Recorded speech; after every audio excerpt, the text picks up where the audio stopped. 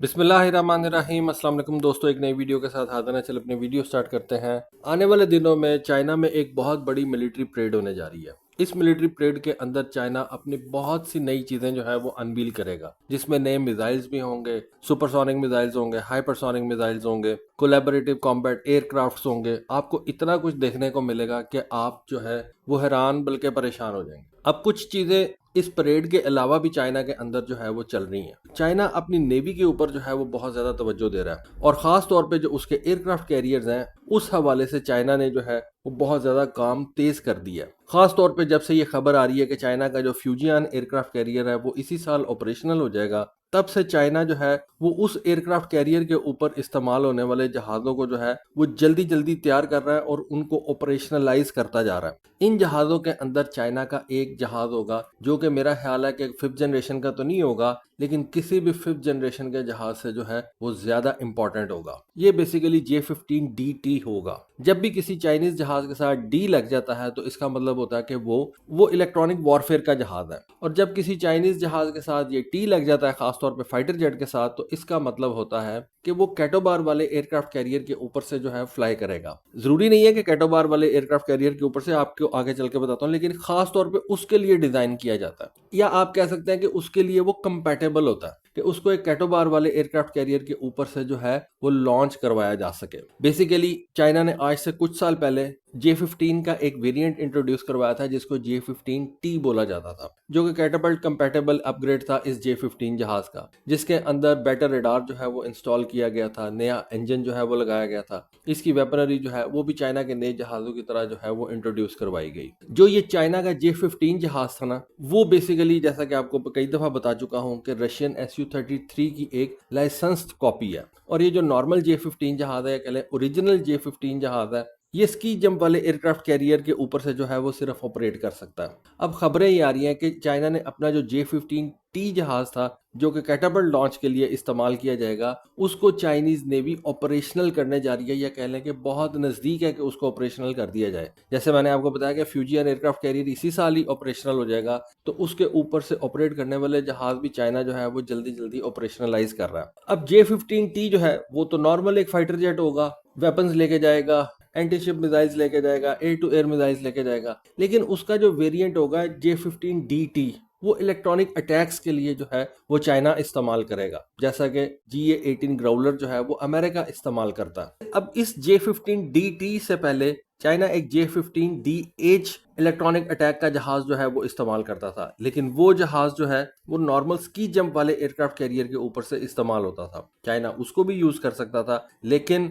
उसके अंदर मॉडिफिकेशंस करके उसको मजीद बेहतर बना के चाइना ने इस चीज को एम्फेसाइज किया है कि वो इन इलेक्ट्रॉनिक वॉरफेयर के जहाजों को लेके कितना ज्यादा सीरियस है, क्योंकि आगे ये जो जंगें हैं वो होनी ही इलेक्ट्रॉनिक वॉरफेयर के ऊपर है। जिस तरह से पाकिस्तान इंडिया की ये स्किर्मिश हुई है ना, बिल्कुल वही काम चलेगा आगे। अब ये नहीं होगा कि रफाल जो है वो फ्रांस ने बनाया है, उसके अंदर ये चीज़ें हैं ये चीज़ें हैं, या ये जो J-10C जहाज़ है ये चाइना ने बनाया तो उसके अंदर ये चीज़ें हैं, चाइनीज़ चीज़ें हैं, ताइवान के बने हुए इलेक्ट्रॉनिक्स हैं। नहीं, ऐसा नहीं होगा। अब बात वो होगी जो सुहेल अमान साहब ने अपनी एक स्पीच के दौरान कही थी कि इलेक्ट्रॉनिक वॉरफेयर के जो सीक्रेट्स हैं वो कोई भी एयरफोर्स अपने सगे भाई को नहीं बताती, सगे भाई को क्या, ट्विन ब्रदर को भी नहीं बताती। तो जो इलेक्ट्रॉनिक वॉरफेयर के अंदर एक्सेल कर जाएगा वो अपने एडवर्सरी को पीछे छोड़ देगा और उसको एक ताबूत में बंद करके अगले जहान जो है वो भेज देगा। वैसे आपके एडवर्सरी के साथ भी यही हुआ है। ये जो मई के अंदर मामला हुए थे ना, उसके साथ भी बिल्कुल यही हुआ था, उसको एक ताबूत में बंद करके आगे भेज दिया था। बहरहाल अब ये जो J-15DT जहाज है, इसकी कुछ तस्वीर जो है वो हमारे सामने आई है। जिस तरह से आपको पता है कि पिछले दिनों 14 अगस्त के हवाले से इस्लामाबाद के ऊपर बहुत सी फ्लाइट्स जो हैं वो हो रही थी, मुख्तलिफ फाइटर जेट्स जो हैं वो फ्लाइट कंडक्ट कर रहे थे। इस तरह से मैंने आपको बताया कि चाइना के अंदर भी आने वाले दिनों में एक बहुत बड़ी मिलिट्री परेड जो है वो होने जा रही है, जिसमें आपको बहुत ज़्यादा मुख्तलिफ किस्म के वेपन्स जो हैं वो देखने को मिलेंगे, और उसी परेड की रिहर्सल के लिए ये फाइटर जेट्स जो हैं वो फ्लाई पास वगैरह कर रहे हैं, और उनकी जो तस्वीर अब हमारे सामने आ रही हैं उनको देख के पता चलता है कि चाइना का ये जो J-15DT जहाज है, इसके ऊपर जो इलेक्ट्रॉनिक वॉरफेयर पॉड्स लगे हुए हैं वो बिल्कुल कह लें कि उसी तरह के हैं जिस तरह से J-16 के ऊपर जो है वो इलेक्ट्रॉनिक वॉरफेयर पॉड्स लगे हुए हैं। और ये जो इलेक्ट्रॉनिक वॉरफेयर पॉड्स हैं ये फाइटर जेट के इंजन से जो है वो अपनी एनर्जी ड्राइव करते हैं। इससे पहले आपने अमेरिका के GA-18 ग्राउलर्स के ऊपर जो पुराने इलेक्ट्रॉनिक वॉरफेयर पॉड्स देखे थे उनके आपने आके देखा होगा एक छोटा सा पंखा सा लगा होता है, इसको बोला जाता है रैम एयर टरबाइन, रैट। ये रैट क्या करता है कि ये जब हवा में जहाज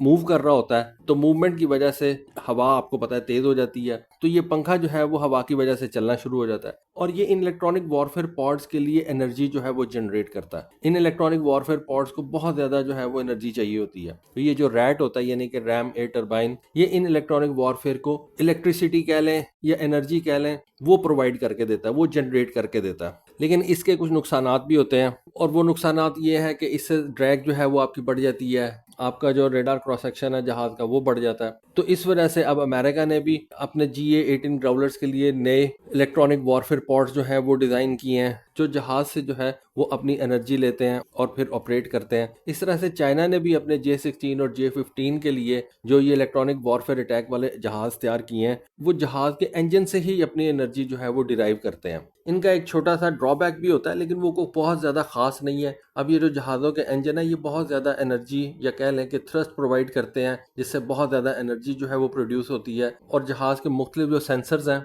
और उनको ये पावर प्रोवाइड करते हैं और इस तरह से वो अपने आप को ऑपरेट करते हैं। पिछले साल अक्टूबर में हमने देखा कि चाइना ने अपने J-15DH इलेक्ट्रॉनिक वॉरफेयर जहाज़ों को अपने शेंडोंग एयरक्राफ्ट कैरियर के ऊपर से जो है वो ऑपरेट करवाया था। उससे पहले लायोनिंग के ऊपर से जो है वो ऑपरेट करवाना शुरू कर दिया था, लेकिन उनके अंदर ना एक थोड़ा सा प्रॉब्लम था कि मैं आपको पहले भी बता चुका हूँ कि ये जो स्की जंप वाले एयरक्राफ्ट कैरियर होते हैं ये ज़्यादा हैवियर एयरक्राफ्ट हवा में पुश नहीं कर सकते, जिसकी वजह से जहाज़ को कम फ्यूल लेके जाना पड़ता है, कम वेपन्स लेके जाने पड़ते हैं। और ये जो इलेक्ट्रॉनिक वॉरफेयर के जहाज़ होते हैं इनके ये जो पॉड्स हैं ये काफ़ी ज़्यादा हैवी होते हैं। तो इस वजह से J-15DH जहाज़ जो था जो इन स्की जंप वाले एयरक्राफ्ट कैरियर्स के ऊपर से जब ऑपरेट करता था तब वो इतने ज़्यादा हैवियर पॉड्स नहीं लेके जा सकता था। अब जब चाइना ने अपना ये फ्यूजियान एयरक्राफ्ट कैरियर बना लेगा या उसने बना तो लिया, इसी साल वो ऑपरेशनल हो जाएगा, तो ये नया J-15DT इलेक्ट्रॉनिक वॉरफेयर अटैक जहाज उससे लॉन्च भी हो सकेगा, उससे ऑपरेट भी हो सकेगा और अपने फुल पॉड्स के साथ जो है वो ऑपरेट करेगा, फुल फ्यूल के साथ जो है वो ऑपरेट करेगा और इस तरह से इसकी रेंज भी बढ़ जाएगी और इस तरह से ये ज़्यादा एनिमी एयरक्राफ्ट को या कह लें कि ज़्यादा एडवर्सरी एयरक्राफ्ट को जो है वो अच्छे तरीके से जैम कर सकेगा। और जैसा कि आपको पता है कि चाइना का ये जो फ्यूजियन एयरक्राफ्ट कैरियर है इसके ऊपर स्टीम वाला कैटापल्ट लॉन्च सिस्टम नहीं है। स्टीम वाला जो कैटापल्ट लॉन्च सिस्टम होता है वो एक जहाज से दूसरे जहाज के फ्लाई करवाने में थोड़ा सा टाइम लेता है क्योंकि स्टीम को एडजस्ट करने में टाइम लगता है, जबकि ये जो EMOLS होता है यानी कि इलेक्ट्रोमैग्नेटिक एयरक्राफ्ट लॉन्च सिस्टम ये स्टीम से ज़्यादा जो है वो अच्छे तरीके से ऑपरेट करता है। ये जल्दी जल्दी जहाज़ को हवा के अंदर भेजता है, इस तरह से आपका सॉर्टी रेट भी बेहतर हो जाता है और जहाज़ के ऊपर यानी कि एयरक्राफ्ट कैरियर के ऊपर ऐसा उस तरह से जो है वो वेयर टेयर जो है वो भी नहीं होती। तो ये J-15DT जहाज़ जो है वो फ्यूजियान का एक इंतहाई ज़्यादा इंपॉर्टेंट फाइटर होने जा रहा है। जिस तरह से फ्यूजियान के ऊपर J-35 जहाज ऑपरेट होगा ना, J-15 जहाज भी ऑपरेट होंगे, लेकिन उनको प्रोटेक्शन, उनको इलेक्ट्रॉनिक अटैक्स जो हैं ये J-15DT प्रोवाइड करेगा। ये अपने साथ फ्लाई करने वाले जहाज़ों को एस्कॉर्ट करेगा और साथ साथ उनके लिए जैमिंग भी करेगा और हॉस्टाइल टेरिटरी के अंदर उनको पेनिट्रेट करने के लिए जो है वो सेफ रखेगा। और जिस तरह से चाइनीज एयरफोर्स का J-16D जहाज ऑफेंसिव ऑपरेशंस के लिए यूज होता है उस तरह से ये J-15DT जहाज जो है वो भी ऑफेंसिव ऑपरेशंस के लिए ही इस्तेमाल होगा। फिर जैसा कि आपको पता है कि इस फ्यूजियन एयरक्राफ्ट कैरियर की हिफाजत के लिए एक खास और कह लें कि एक नया कैरियर बेस्ड रेडार प्लेन जो है वो तैयार किया गया है जिसको KJ-600 बोला जाता है, जिस तरह से अमेरिका का E-2 हॉकाई है। और ये एक क्रिटिकल फोर्स मल्टीप्लायर होगा जो अर्ली वार्निंग जो है वो इस जहाज को प्रोवाइड करेगा और हैवियर होने की वजह से सिर्फ कैटोबार वाले एयरक्राफ्ट कैरियर के ऊपर से ऑपरेट कर सकेगा। ये जो लायोनिंग और शेंडोंग है इनके ऊपर से ये KJ-600 नहीं ऑपरेट हो सकता, वो उसको हवा में धकेल ही नहीं सकते, हवा में फेंक ही नहीं सकते। फिर फ्यूजियान के लिए नया ट्रेनर जो है वो तैयार किया जा रहा है जो कि बेस तो JL-10 के ऊपर होगा, लेकिन उसके 2 वर्टिकल टेल्स जो हैं वो चाइनीज़ ने बनाया, तो कह लें कि उसका पूरा डिज़ाइन ही चाइना को चेंज करना पड़ा। फिर नई किस्म के ये अनक्रूड कॉम्बैट एयर व्हीकल्स होंगे, UCAVs होंगे, ड्रोन्स होंगे, जिनको आप आने वाले दिनों में देखेंगे। तो चाइना की नेवी के हवाले से काफ़ी ज़्यादा चेंजेस आपको देखने को मिलेंगी। ये जो नए J-15DT जहाज़ हैं या ये जो नए J-15T जहाज़ हैं जो ऑपरेट करेंगे। इनके अंदर कई सारे रडार्स लगे होंगे, इनके जो कॉकपिट्स हैं वो बहुत ज़्यादा मॉडर्नाइज उन्होंने जो है वो कर दिए में हैं। तो पैसिफिक के अंदर एक अच्छा जोड़ पड़ेगा अमेरिकन नेवी का और चाइनीज़ नेवी का। तो बहरहाल ये एक चाइना के आने वाले एयरक्राफ्ट कैरियर के ऊपर से ऑपरेट करने वाले जहाज़ के बारे में इंफॉर्मेशन थी। कोई ऐसी चीज़ आपको ना समझ में आई हो तो कमेंट सेक्शन में पूछ सकते हैं, और कोई वैसे क्वेश्चन हो तो कमेंट सेक्शन में पूछें, मैं कोशिश करूंगा कि उनके जवाब दूं। तो दोस्तों ये थी आज की वीडियो, ये थी आज की इन्फॉर्मेशन। होपफुली आपको आज की वीडियो, आज की इन्फॉर्मेशन पसंद आई होगी। कमेंट सेक्शन में अपनी राय से ज़रूर आगाह कीजिएगा। आज के लिए बस इतना ही। Thank you. अल्लाह हाफिज़।